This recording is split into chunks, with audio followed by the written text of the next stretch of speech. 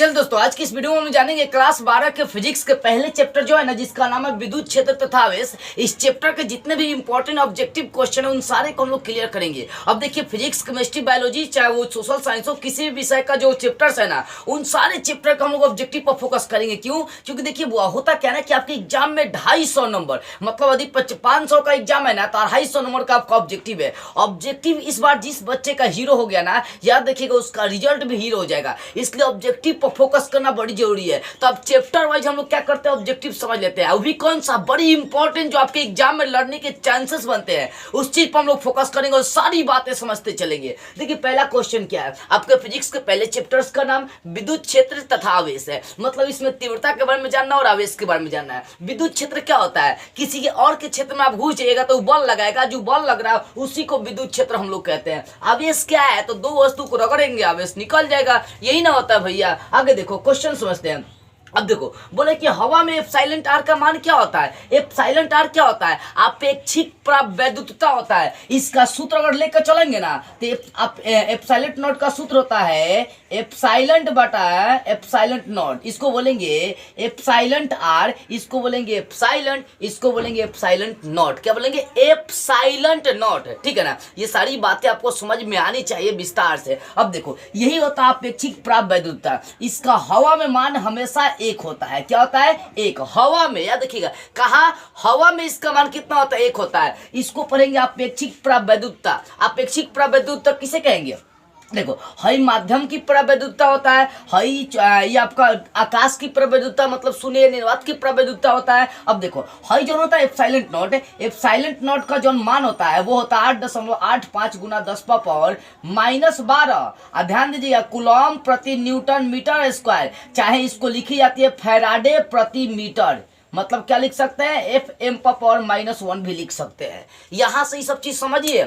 इसको अब कई बार क्वेश्चन भी किया है कि अपेक्षिक प्रवैद्युतता किसे कहते हैं। क्या अपेक्षिक प्रवैद्युतता किसे कहते हैं? ध्यान दीजिएगा, ये माध्यम की प्रवैद्युतता और शून्य निर्वात की प्रवैद्युतता दोनों के अनुपात है। बटा मीन्स क्या होगा? अनुपात। उसी को अपेक्षिक प्रवैद्युतता कहते हैं। ये माध्यम का होता है, किसी भी माध्यम में चल सकता है, लेकिन ये आकाश का होता है। इसकी प्रवैद्युतता का जो मान होता है 8.85 गुना 10 पावर -12 कूलॉम स्क्वायर प्रति न्यूटन मीटर स्क्वायर, चाहे फैराडे प्रति मीटर। क्या बोल सकते हैं? फैराडे प्रति मीटर। याद रखिएगा, एप्सिलॉन नॉट का मान कितना होता है? तो इतना होता है। ठीक है, इसका मात्रक क्या होता है? तो हई बोलिए चाहे हई बोलिए, बात एक ही पड़ेगा। याद रखिएगा बस इतना आपको कि एप्सिलॉन आर हवा में एक होता है, हवा में इसका मान एक होता है, और वही एप्सिलॉन नॉट का मान हई हो जाता है। आगे क्वेश्चन समझिए, आपको ऑप्शन कौन सा टच कर जाएगा? ए। अगला क्वेश्चन है, विद्युत फ्लक्स का ऐसे मात्रक क्या होता है। भैया विद्युत फ्लक्स बोल रहा है तो कौनो, मतलब मान लीजिए कि कोनो पृष्ठ है, हई कोनो पृष्ठ है, यहाँ से क्षेत्र रेखा जितना गुजर सकता है ना,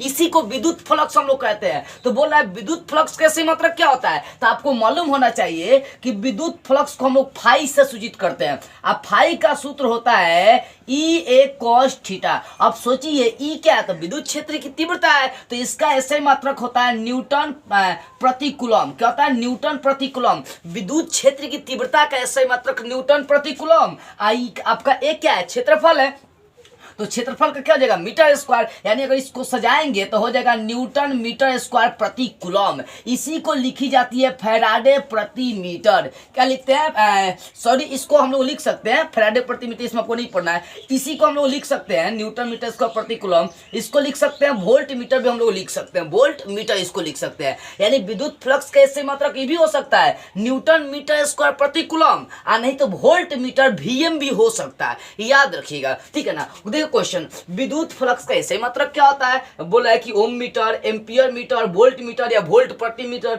तो विद्युत फ्लक्स का ऐसे मात्रक दुगो हो जाएगा। कौन सा है? न्यूटन मीटर स्क्वायर प्रति कूलॉम, या वोल्ट मीटर दिया होगा तो वोल्ट मीटर मारेंगे, नहीं तो न्यूटन मीटर स्क्वायर प्रति कूलॉम दिया होगा तो उसको हम लोग टच कर लेंगे। तो आपको ऑप्शन इसमें सी टच कर जाएगा। अब बोल रहे हैं कि आवेश की बीमा क्या होती है। आवेश की बीमा क्या होती है? देखो बुआ, आवेश का ऐसे मात्रक कूलॉम होता है, मालूम होगा आप सभी को। आवेश की बीमा आपको बस याद रखने वाली बात आ रही है कि जो आवेश की बीमा होती है उसको हम लोग AT कहते हैं। क्या कहते हैं? AT। अब यहाँ से एक और क्वेश्चन करता है, ए का मतलब हो गया एम्पियर, टी का मतलब घंटा, समय लेकर चलेंगे। अब कई बार क्वेश्चन करता है कि एम्पियर घंटा किसका मात्रक है। लीजिए क्वेश्चन कर दिया, क्या बोला है? एम्पियर घंटा किसका मात्रक है, आपको बताना है। देखो भैया, ए से एम्पियर, टी से समय मतलब घंटा लेकर चलो तो एम्पियर घंटा किसका मात्रक है, इसके लिए आपको देखना पड़ेगा ये किसका बीमा है, तो आवेश का। तो ये भी क्वेश्चन करेगा कि एम्पियर का बीमा क्या होता है, तो एटी। एम्पियर घंटा किसका मात्रक होता है, तो आवेश का। किसका होता है, आवेश का। किसका होता है, आवेश का। यहां से ये भी क्वेश्चन कई बार पूछा गया, तो दिमाग में बैठा लीजिएगा। तो आवेश की बीमा क्या होती है, तो ऑप्शन टच कर लेंगे 80। अगला क्वेश्चन, एप्सिलॉन नॉट का मात्रक क्या होता है, ये भैया बता दिए। देखो एप्सिलॉन नॉट का मात्रक क्या होगा, देखो फैराडे प्रति मीटर, यानी तो कूलॉम स्क्वायर प्रति न्यूटन मीटर स्क्वायर। टच करिए, देखिए कहा फैराडे के रूप में दिया ना, तो फैराडे प्रति मीटर टच कर देते हैं। फैराडे प्रति मीटर, देखो F/m लिखिए, चाहे m को ऊपर ले आएंगे तो इसके पावर में -1 लग जाएगा। इस चीज को आप फोकस करिए, ठीक है। तो एप्सिलॉन नॉट का मात्रक क्या होगा, फैराडे प्रति मीटर। क्या होगा, फैराडे प्रति मीटर। अगला क्वेश्चन, स्थिर विद्युत क्षेत्र क्या होता है। कोई विद्युत क्षेत्र एकदम स्थिर है तो इसका मतलब उस संरक्षी है। क्या संरक्षी है, अच्छा मान लो कोई पुलिस है, उसको एक जगह फिक्स कर दिया कि तुम यहीं पर हो, तो संरक्षित हो जाएगा। इसलिए संरक्षित हो जाएगा ना, क्योंकि भाई वहां उसका जान पहचान हो जाएगा, मेल मिलाप हो जाएगा। अब मान लो कभी यहाँ कभी वहां, कभी यहाँ कभी वहां, कोनो गुंडा इलाका में भेज दिया तो ससुरी मार के खान देगा सब। तो जो स्थिर विद्युत क्षेत्र होता है वो हमेशा कैसा होगा, संरक्षी होगा। कैसा, संरक्षी। ऑप्शन है संरक्षी, असंरक्षी, दोनों इनमें से कोई नहीं, तो भैया हम मारेंगे संरक्षी पर। अगला क्वेश्चन, विद्युत द्विध्रुव का ऐसे मात्रक क्या होता है। अच्छा, विद्युत द्विध्रुव आघूर्ण का ऐसे मात्रक क्या होता है। अब देखो विद्युत द्विध्रुव होता क्या है कि दो आवेशों के बीच जो न्यूनतम दूरी होती है ना, उसी को विद्युत द्विध्रुव कहते हैं। जब दो आवेश एक दूसरे से कम दूरी पर, बहुत कम दूरी पर स्थित रहते हैं, उससे विद्युत द्विध्रुव कहते हैं। आ वहीं पर ध्यान दीजिएगा, वहीं पर एगो आवेश ले लेंगे और उनका बीच का दूरी का गुना कर देंगे, तो वही विद्युत द्विध्रुव आघूर्ण कहलाता है। इसको पी से सूचित करते हैं। आवेश का ऐसे मात्रक कूलॉम, और लंबाई का मतलब क्या होता है, वो भाई डिस्टेंस तय करा, तो इसका ऐसे मात्रक मीटर चलता है। ध्यान दीजिएगा, तो इसका ऐसे मात्रक लेकर चलेंगे कूलॉम मीटर। आगे आते हैं टच करते हैं। देखो विद्युत द्विध्रुव आघूर्ण का ऐसे मात्रक क्या होगा, कूलॉम मीटर। अगला क्वेश्चन, ई तीव्रता। देखो ई क्वेश्चन बड़ी इंपॉर्टेंट है भैया, यहाँ पर फोकस करो।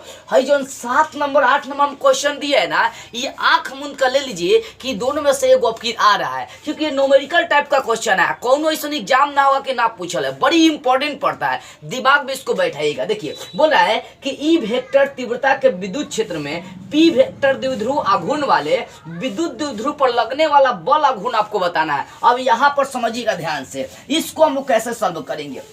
देखो बुआ, सबसे पहली बात है, जब इसको सॉल्व किया जाता है यहाँ पर विद्युत द्विध्रुव आघूर्ण, जिसको हम लोग टॉर्क कहते हैं, विद्युत द्विध्रुव आघूर्ण पी।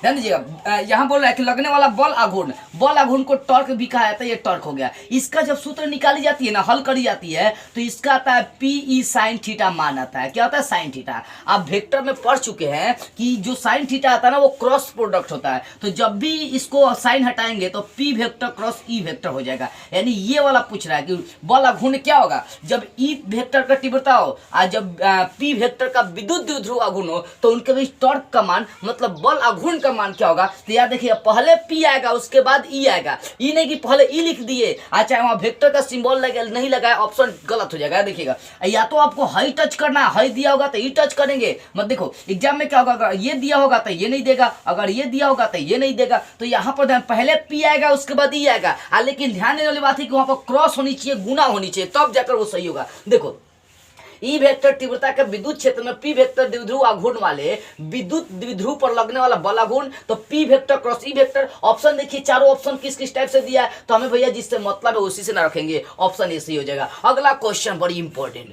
बहुत इंपॉर्टेंट, कई बार पूछा है, बच्चे लोगों को समझ में नहीं आता है, एकदम ट्विकली में आपको बता रहा हूं, दिमाग में छप जाएगी। देखो क्वेश्चन है, 64 समरूप बूंदे हैं। क्या, देखो 64 समरूप बूंदे जिनमें प्रत्येक की धारिता 5 माइक्रोफैराड है। क्वेश्चन समझिए, 64 समरूप बूंदे जिनमें प्रत्येक की धारिता 5 माइक्रोफैराड है, ये सब मिलकर इन 64 बूंद मिलकर एक बड़ा बूंद बनाते हैं। तो बोला बड़ा बूंद की धारिता क्या होगी। अब देखो यहाँ पर 64 को छोटा छोटा बूंद है, ठीक है ना, उसमें प्रत्येक बूंद की धारिता कितना, 5 फैराड है, 5 माइक्रोफैराड है। बोला है कि ये 64 बूंद मिल जाएंगे तो एक बड़ा बूंद बनेगा। डिटो है, छोटा छोटा कण मिलेंगे तो बड़ा चीज बना देंगे, एकदम बनाएंगे ना। तो यहाँ पर 64 बूंद मिलकर एक बड़ा बूंद बनाते हैं, तो बड़े बूंद की धारिता निकालना है। अब यहाँ पर समझिएगा ध्यान से, एकदम ट्विकली में आपको समझा रहा हूं, याद हो जाएगा। ये 64 बूंद है, कितना, 64 को बूंद है। बारिश की। ओके, और दूसरा का बात है प्रत्येक की धारिता कितनी है, 5 माइक्रोफैराड है। आपको करना कुछ नहीं है, इसके पहले का अंक का धारिता से गुना कर देंगे, आंसर निकल जाएगा। है 4 का 5 से गुना कर देंगे, कितना आ जाएगा, 20 आ जाएगा। यानी इसकी जो धारिता आएगी वो कितनी आएगी, 20 माइक्रोफैराड आएगी। हो गया आंसर। ऐसे एकदम क्विकली याद रखना है, कई बार क्वेश्चन किया है, याद देखिए कई बार। तो क्या करना है 4 का 5 से गुना कर देंगे, यानी इसका 4 उठा कर धारिता 5 है उसको गुना कर देंगे, हमारा आंसर निकल जाएगा 20 माइक्रोफैराड। हो गया। अगला क्वेश्चन, किसी संधारित्र की धारिता का मात्रक क्या है। अब देखो भाई, चालक की धारिता पूछे, चाहे संधारित्र की धारिता पूछे, चाहे प्लेट की धारिता पूछे, धारिता शब्द जहां भी आ जाएगा ना, आंख मूंद कर आप फैराडे मारेंगे। क्या मारेंगे, फैराडे मारेंगे। यानी किसी संधारित्र की धारिता का मात्रक क्या होता है, फैराडे होता है। क्या होता है, फैराडे होता है। अगला क्वेश्चन है कि आविष्ट खोखले गोलीय चालक के अंदर, क्या दिए, आविष्ट खोखले गोलीय चालक के अंदर विद्युत क्षेत्र की तीव्रता क्या होती है। देखिए बुआ, यदि किसी गोले को आविष्ट किया गया, मतलब इसके बाहर पूरा आवेश दे दिया गया है, आप पूछ रहे हैं इसके अंदर तीव्रता क्या होगी, तो याद देखिएगा अंदर उसका आवेश नहीं बहता है, जिसके कारण से इसकी तीव्रता क्या होती है, शून्य होती है। जब भी किसी खोखले गोले के अंदर पूछेगा ना तीव्रता का मान क्या होगा, तो आंख मूंद कर मारेंगे 0। अगर बाहर पूछेगा तो कोई दिक्कत नहीं है, समझ में आ रही है, वहां पर अलग अलग हो जाएगा। जैसे मान लो सतह पर बोल दिया, सतह पर आवेश फैल रहा है, तो सतह पर समरूप अवस्था में क्या होती है, वो फैलता है, आवेश फैलने का काम करता है, लेकिन अंदर से सूर्य आवेश जैबे नहीं करेगा। अब सोचिए, जब अंदर आवेश नहीं जाएगा तो उसके अंदर का तीव्रता का मान क्या होगा भाई, 0 होगा। बात सीधी सी है, ठीक है ना। तो यहाँ पर ऑप्शन टच कर लेंगे हम लोग सी, डी टच कर लेंगे 0।